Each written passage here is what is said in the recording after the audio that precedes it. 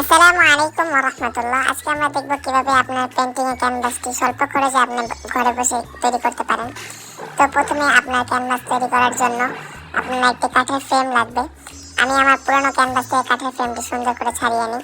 তারপরে আপনি সিরিজ কাগজ দিয়ে সুন্দরভাবে আপনার ফ্রেমটি ঘষে নেবেন, যেন কোনো প্রকারের ছাল না থাকে।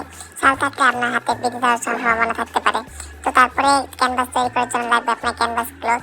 এগুলো বাজারে স্বল্প দামে আপনারা ক্রয় করে নিতে পারবেন। এবং তার সাথে লাগবে কিছু ছোট ছোট প্যাকেট। এগুলো আপনারা হার্ডওয়্যারের দোকানে স্বল্প দামে ক্রয় করে নিতে পারবেন।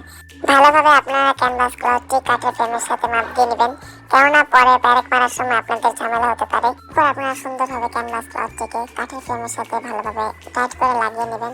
টাইট করে না লাগালে পরে আপনার পেন্টিংয়ে ঝামেলা হওয়ার সম্ভাবনা বেশি থাকতে পারে। তারপরে আপনারা আমার ভিডিওতে যেভাবে দেখিয়েছি প্যারেকটি হুবহু সেভাবে মেরে নেবেন। লাস্টের মাথায় যে আপনারা প্যারেকটি একটু বাঁকা করে দেবেন, তাহলে আপনার জন্য ভালো হবে। তারপরে আপনার ক্যানভাসের যদি বাড়তি কাপড় থাকে সেটা সুন্দরভাবে কেটে রেখে দেবেন, অন্য সময় কাজে লাগা যেতে পারে। তারপরে আগের পূর্বের মতোই আপনার সুন্দরভাবে প্যারেকগুলো একটু বাঁকা করে মেরে নেবেন।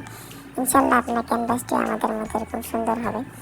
তো তারপরে ক্যানভাসটি এভাবে সুন্দরভাবে প্রস্তুত হয়ে গেলে আপনার বাসায় জেসো বা প্লাস্টিক পেন থাকলে সুন্দরভাবে এটা অ্যাপ্লাই করে নেবেন। তাহলে আপনার ক্যানভাসটি সম্পূর্ণ দোকানের মতো হয়ে যাবে।